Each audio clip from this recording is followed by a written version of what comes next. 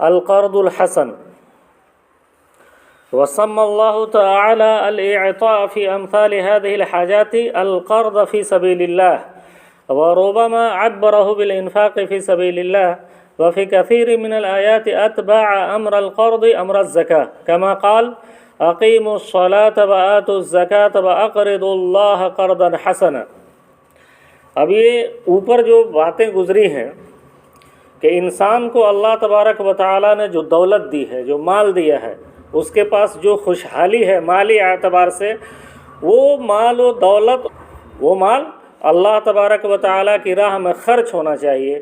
اب بات آتی ہے، بار بار ہم لوگ سنتے رہتے ہیں قرض حسن کی.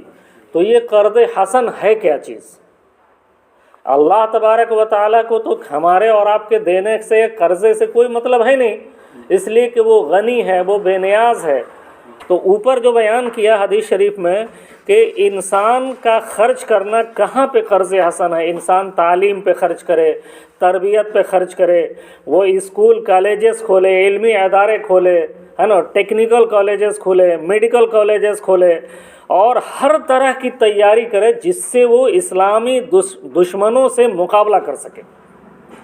چاہے وہ سیاسی میدان ہو، اکنامک کا چھیتر ہو، معاشی میدان ہو، آرتھک فیلڈ ہو، یا اس کی ذاتی اعتبار سے بھی ترقی پہ وہ اپنا خرچ کرتا ہے، معاشرتی اور سوشلی بھی وکاس کے اوپر، ترقی کے اوپر وہ خرچ کرتا ہے. تو یہ ساری کی ساری چیزیں قرض حسن میں آتی ہیں. فالانفاق فی کلھا واجب علینا، کہ ان تمام میدانوں میں، ہے نا، سیاسی میدان میں، اقتصادی میدان میں، اپنے انڈیویجول لائف میں، معاشرتی زندگی میں، ہے نا، اور تعلیم تربیت میں، ادارے قائم کرنے میں، میڈیکل کالج کھولنے میں، ہر طرح کی تیاری کریں ہم، جس سے ہم اللہ کے دشمنوں کو منہ توڑ جواب دے سکیں.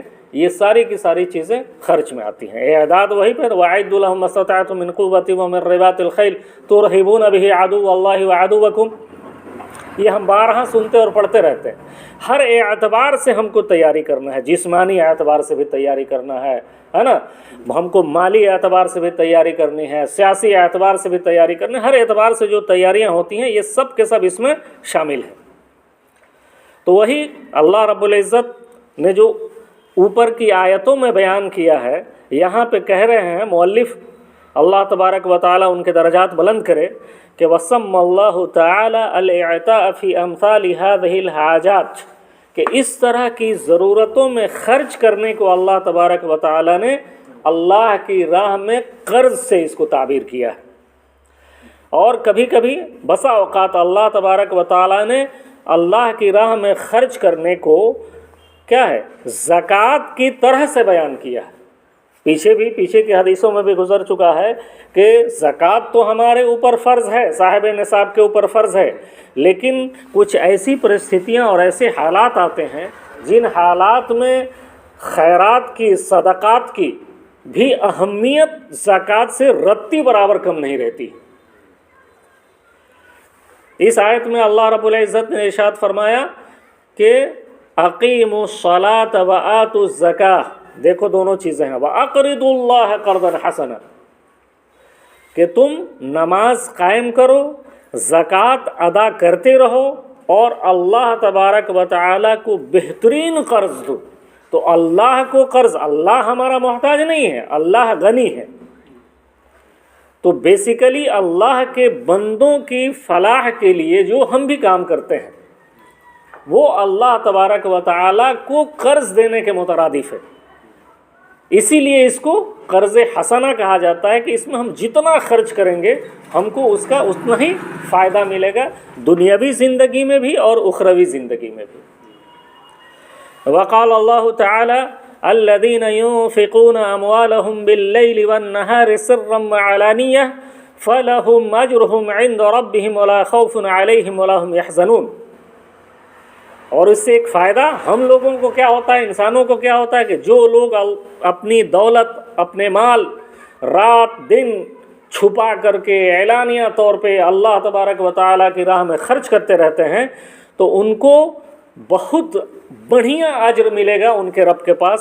اور وہ کیا ہوگا, اس کی ایک صورت یہ بھی ہوگی کہ نہ انہیں ڈر ہوگا حساب و کتاب کا, اور نہ ہی وہ غمزدہ ہوں گے. جب نفسی نفسی کا عالم ہوگا اس وقت بھی اللہ تبارک و تعالی ان کو آسانیاں دیے رہے گا. اور ایک اور بھی چیز ہے, دنیاوی اعتبار سے بھی جو انسان آخرت کی تیاری کیے رہتا ہے, چاہے وہ عبادات کے ذریعے ہو یا صدقات و خیرات کے ذریعے ہو, ہے نا, یا پھر لوگوں کی مدد کر کے ہو, اللہ کی راہ میں جہاد کر کے ہو, جس طریقے سے بھی ہو, جب وہ انسان خرچ کیے رہتا ہے اپنی طاقت کو, اپنی جوانی کو, اپنی صحت کو, اپنی دولت کو, جو کچھ بھی اللہ تبارک و تعالی نے اس کو دیا ہے, اگر اس کو اللہ کی خوشنودی کے خاطر خرچ کیا ہے تو اللہ تبارک و تعالی اس کو ایک ایسی خاص نعمت سے نوازے گا کہ اس کے اندر سے ڈر اور بھے نکل جائے گا. یہی ریزن ہے کہ دوسری حدیث شریف میں آتا ہے کہ جب انسان ان سارے معاملات کے اندر جو اس کی ذمہ داریاں ہیں اس میں کوتاہیاں شروع کر دیتا ہے تو وہ وہن کا شکار ہو جاتا ہے. اور وہن کیا ہے؟ بزدلی. آج کی ڈیٹ میں دیکھ لو, آج ہماری تعداد بہت زیادہ ہے, اس کے باوجود بھی ہم لوگ کیا ہیں؟ بزدل ہو گئے ہیں. اس لیے کہ جب ہم کو موت کا ہمارے دماغ میں خیال آتا ہے تو ہم کو ڈر لگنے لگتا ہے کہ یار ہم نے یہ گناہ کیا ہے, یہ گناہ کیا ہے, اس کا مال ہڑپ لیا ہے, اس پہ ظلم کیا ہے, تو ان ساری چیزوں سے ڈر لگتا ہے. تو اگر ہم ان چیزوں سے محفوظ رہیں گے, اور اللہ سے دعا بھی ہے کہ اللہ تبارک و تعالیٰ سب کو محفوظ رکھے, تو پھر ہم اللہ تبارک و تعالیٰ کی طرف سے ایک طمانینہ کا جو آتا ہے کہ ہمیں اطمینان مل رہا رہے گا, تو یہ دولت ہمیں مل جائے گی.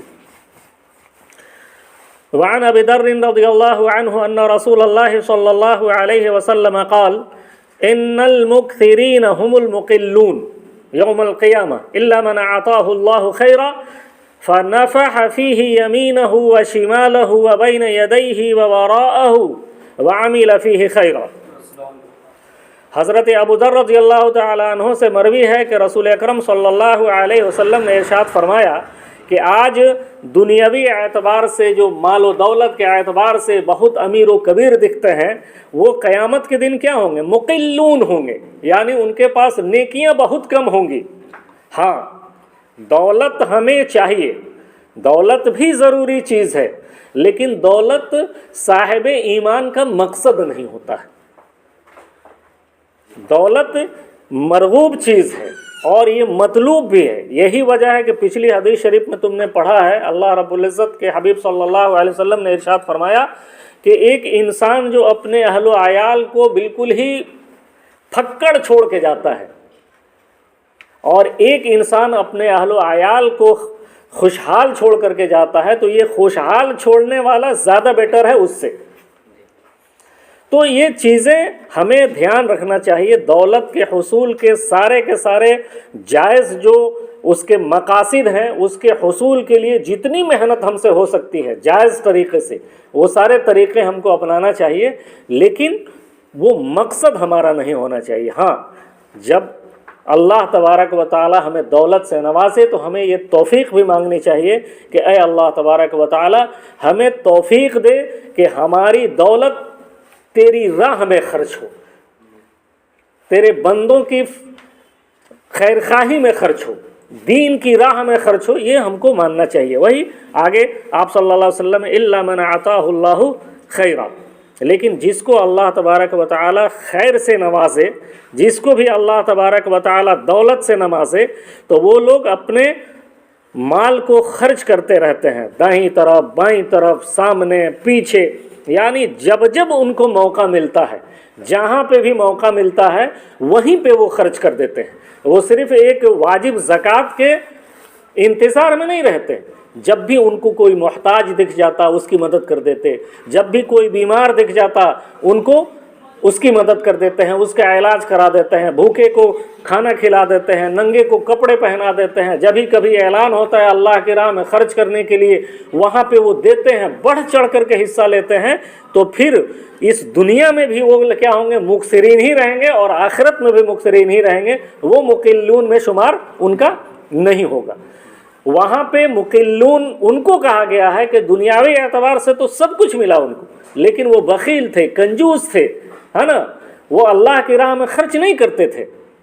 تو پھر آخرت میں جب وہ جائیں گے تو دیکھیں گے کہ بھائی ان کے پاس نیکیوں کی شکل میں بہت کم ہے۔ وعن ابی مسعود الانصاری رضی اللہ عنہ قال كان رسول اللہ صلی اللہ علیہ وسلم اذا امرنا بالصدقة انطلق احدنا الى السوق فيحامل فيصيب المد وان لبعضهم اليوم ل100,000۔ اب یہاں پہ حضرت ابو مسعود رضی اللہ تعالیٰ عنہ سے ہے، مروی ہے کہ جب رسول اکرم صلی اللہ علیہ وسلم ہمیں صدقہ کا حکم دیتے تو ہم میں سے ایک آدمی بازار جاتا اور بازار جا کر کے وہاں سے مول بھاؤ کرتا، سامان خریدتا، بوجھ اٹھا کر کے لاتا، اور بوجھ اٹھا کر کے لا کر کے وہ کیا کرتا تھا؟ اللہ کی راہ میں وہ خرچ کرتا تھا۔ اگر گھر میں نہیں ہوتا تھا تو وہ خرید کر کے لاتا تھا۔ تو اللہ تبارک و تعالی نے جو انسانوں کو دولت دی ہے، اور دولت کے سلسلے میں ہے کہ سب سے بڑی دولت صحت ہے انسان کے پاس، تو اس کی صحت بھی، اس کی جوانی بھی یہ اللہ کی راہ میں خرچ ہو۔ اب یہ صحت اور جوانی اللہ کی راہ میں کیسے خرچ ہوگی؟ کہ اللہ تبارک و تعالیٰ نے تندرست بنایا ہے تو وہ زیادہ سے زیادہ عبادات کرے، زیادہ سے زیادہ وہ سنن و نوافل کی پابندی کرے، ہے نا، راتوں کا جاگنا اپنا شیوا بنائے، اور اسی کے ساتھ ساتھ جب ضرورت پڑ جائے، جب اعلان کر دیا جائے تو وہ اللہ کی راہ میں جہاد کے لیے بھی تیار رہے، جب کسی مجبور اور کسی کمزور کو دیکھے تو اس کا سہارا بن جائے۔ تو یہ جوانی جو ہوتی ہے، یہ جوانی بھی اللہ تبارک و تعالیٰ کی طرف سے ایک خاص نعمت ہے اور بہت غنیمت ہے۔ اسی لیے ہے کہ وہ حدیث شریف بیان کی جاتی ہے نا کہ 7 خوش قسمت وہ لوگ ہوں گے، 7 قسم کے ایسے خوش قسمت ہوں گے جن کو اللہ تبارک و تعالیٰ اپنے عرش کے سائے میں جگہ دے گا، جس دن کوئی سایہ نہیں ہوگا عرش کے سائے کے علاوہ۔ تو اس میں وہ نوجوان بھی ہوگا، اس میں وہ نوجوان بھی ہوگا جس نوجوان کو ایک بہت ہی خوبصورت، طاقتور، منصب والی، عہدے والی، بڑی پوسٹ والی عورت تنہائی میں اس کو زنا کی، غلط کام کی، اس کو دعوت دیتی ہے، لیکن صرف اور صرف اس پہ زبردستی بھی کرتی ہے، لیکن وہ صرف یہ کہتا ہے انی اخاف اللہ، کہ میں اللہ تبارک و تعالیٰ سے ڈرتا ہوں۔ تو ایسا نوجوان بھی خوش قسمت ہے، وہ جوانی بھی خوش قسمت ہے، اور اس جوانی کی اس پاکدامنی کی وجہ سے اللہ تبارک و تعالیٰ عرش کے سائے میں رکھے گا اور اس کو جنت الفردوس میں جگہ بھی عطا فرمائے گا۔ تو انسان کو کوشش کہ جو بھی موقع ملا ہے اس کو غنیمت جانے، اور اس کو کوشش یہ کریں کہ اچھے کاموں میں خرچ ہوں، ایسے کاموں میں خرچ ہوں جس سے اللہ تبارک و تعالی راضی ہوتا ہے، اور جس سے محمد عربی صلی اللہ علیہ وسلم کی دین کی نشر و اشاعت ہوتی ہے۔ اللہ تبارک و تعالی ہم سب کو توفیق دے۔